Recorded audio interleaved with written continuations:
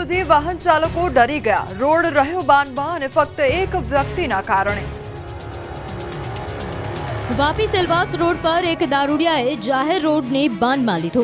રોડની વચ્ચે જ ઊભા રહીને દારૂડિયાએ આતંક મચાવ્યો અને રસ્તેથી પસાર થતા વાહન ચાલકો તેમજ રાહદારીઓ પર હુમલો કરવાનો પ્રયાસ કર્યો હતો. સતત અડધા કલાકથી વધુ સમય સુધી આ દારૂડિયાએ રસ્તાની બાનમાં લેવા પ્રયાસ કર્યો. દારૂના નશામાં ધૂત આ યુવકને પોતાના કપડાનું પણ ભાન નહોતું. પહેલા તે રોડ પર આવી ચડ્યો અને ગેસના બોટલો લઈને જતા એક વાહનમાંથી ગેસ સિલિન્ડર ખેંચીને બહાર કાઢી દીધો હતો અને તે બાદ ગેસના સિલિન્ડર સાથે રસ્તાની વચ્ચે જ આવી અને ઊભો રહી ગયો. ત્યારબાદ રોડ પરથી પસાર થતા વાહન ચાલકો અને રાહદારીઓ પર હુમલો કરવાનો પ્રયાસ કર્યો હતો. રસ્તા વચ્ચે જ સૂઈ જઈ તેને વાહનો રોકવાનો પણ પ્રયાસ કર્યો. આ ધમાલમાં તે એક રિક્ષાની ટક્કરથી માંડ બચ્યો હતો. દારૂડિયાએ કેટલાક વાહનોના કાચ તોડવાનો પણ પ્રયાસ કર્યો હતો. દારૂડિયાની ધમાલના કારણે દોડધામ મચી ગઈ હતી. એટલું જ નહીં, એક કેશ ભરેલી એક વાનને પણ આ યુવકે અટકાવીને તેના બોનેટ પર ચડી ગયો હતો, જે બાદ લોકોએ તેને રોકવાનો પ્રયાસ કર્યો હતો.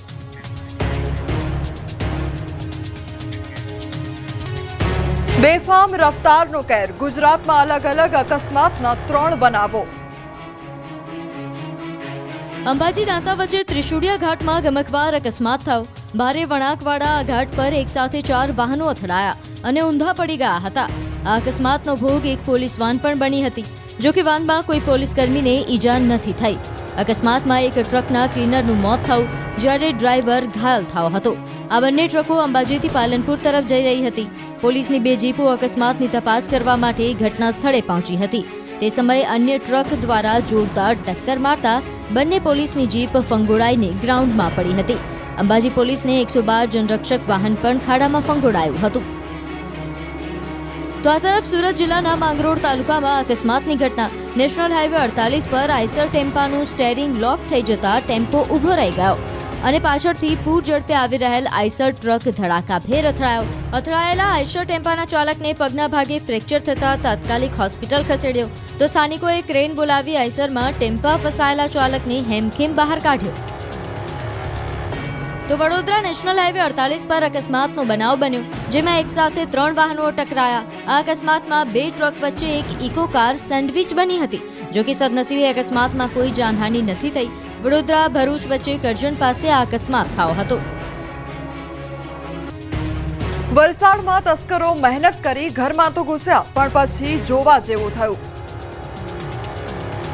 વલસાડના પારડીમાં મોડી રાત્રે ત્રાટકેલી તસ્કરોની ટોળકીને વિલા મોઢે પરત ફરવું પડ્યું.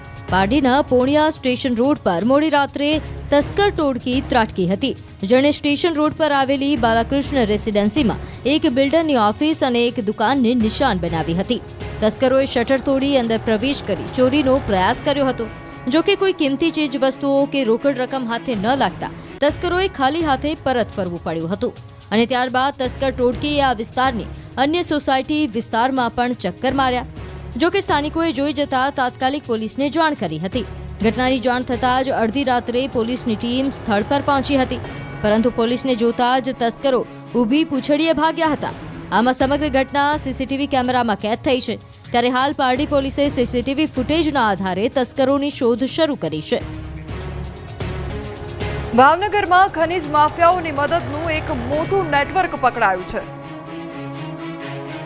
ખનીજ માફિયાઓનું નેટવર્ક. ખાણ ખનીજ વિભાગના અધિકારીઓની જાસૂસી. વોટ્સએપ ગ્રુપથી જાસૂસીનું નેટવર્ક. ભાવનગર શહેરમાં ખનીજ ચોરીને મદદરૂપ નેટવર્કનો પર્દાફાશ થયો છે. 3 અલગ અલગ વોટ્સએપ ગ્રુપ દ્વારા સરકારી અધિકારીઓની લોકેશન અને હિલચાલની જાણકારી આપવામાં આવતી હતી. અધિકારીઓની ગાડીના નંબર, લોકેશન વોઇસ મેસેજથી શેર કરવામાં આવતા હતા. માહિતીના બદલામાં ખનીજ માફિયાઓ પાસેથી નાણાંની વસૂલાત કરતા હતા. તો ભૂસ્તર શાસ્ત્રી અધિકારી ભરતકુમાર જાલોંદ્રાએ આ મામલે ફરિયાદ કરતા કાર્યવાહી કરવામાં આવી, જે આધારે પોલીસે 3 વોટ્સએપ ગ્રુપના 3 એડમિનની ધરપકડ કરી છે. આ મામલે પોલીસે કુલદીપસિંહ મહાવીરસિંહ ગોહિલ, આશીષ હિરજીભાઈ મકવાણા અને શિવમ કનકભાઈ ચૌહાણ નામના ગ્રુપ એડમિનની ધરપકડ કરી છે. આ શખ્સોની ગુનો આચરવા ખાસ મોડસ ઓપરેન્ડી હતી. વોટ્સએપ ડેટામાંથી વધુ ખુલાસાની પણ શક્યતા થઈ છે. આ ગ્રુપમાં ભૂસ્તર શાસ્ત્રી, આરટીઓ અને રેવન્યુ વિભાગના અધિકારીઓની લોકેશન, હિલચાલની માહિતી, ફોટાઓ તેમજ બધું જ શેર કરતા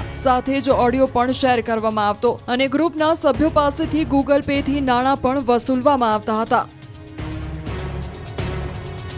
હાઈવેની એક હોટલની પાછળ ચાલતા એક ગોરખ ધંધા પર જનતાએ પાડી રેડ.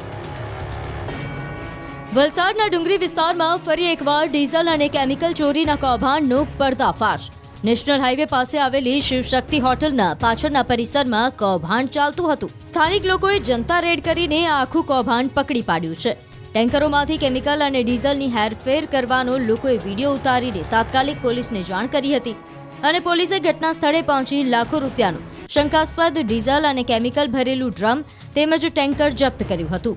આ કૌભાંડમાં હોટલ સંચાલકો અને ટેન્કર સ્ટાફની સંડોવણી હોવાની શક્યતા છે.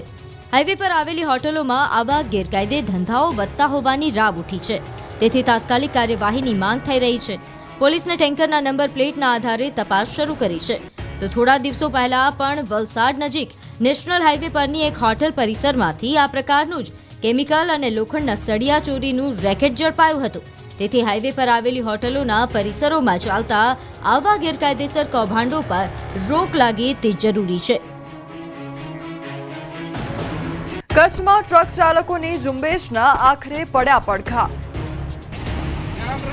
નો રોડ નો ટોલના નારા. કચ્છમાં આ ઝુંબેશના વ્યાપક પડઘા પડી રહ્યા છે. આ આંદોલનમાં 35,000થી વધુ ટ્રકોના પૈડા થંભી ગયા છે. આ તરફ સામખિયાળી, માખેલ, સુરજબારી અને મોખા ટોલના કે 15 તારીખ સુધી ટોલ ન ઉઘરાવવાનો નિર્ણય લેવાયો છે અને ટોલ ઓથોરિટીએ 3 દિવસ સુધી રાહત આપી છે. સાથે આ સમયગાળામાં રસ્તાનું કામ કરવાની ખાતરી અપાઈ છે. ટ્રાન્સપોર્ટરો લડતમાં મક્કમ રહ્યા છે અને દિલ્હી સુધી તંત્ર દોડતું થયું છે. ગઈકાલે પણ લોકોએ સામખિયાળી ટોલનાકું જામ કર્યું હતું. આ પંથકમાં રોડ રસ્તાની પરિસ્થિતિ કથળી જતા માલ પરિવહન કરતા વાહન ધારકો રોષે ભરાયા હતા. બિસ્માર માર્ગોને લઈ કચ્છ ટ્રાન્સપોર્ટ એસોસિએશનના વિવિધ મંડળ દ્વારા માર્ગ સુધારણાની માંગ સાથે નો રોડ નો ટોલના સૂત્રને અનુસરી અચોક્કસ મુદતની હડતાળ શરૂ કરી હતી. 5 રાષ્ટ્રીય અને 2 રાજ્ય ધોરીમાર્ગે આવેલા કુલ 7 ટોલ પ્લાઝા સામે પરિવહન વ્યવસાય કરતા લોકોએ વિરોધ નોંધાવ્યો હતો. તો ગઈકાલે કાર રેલી અને પ્રદર્શનો પણ યોજાયા હતા. જો કે આ વિરોધને પગલે હાલ ટોલ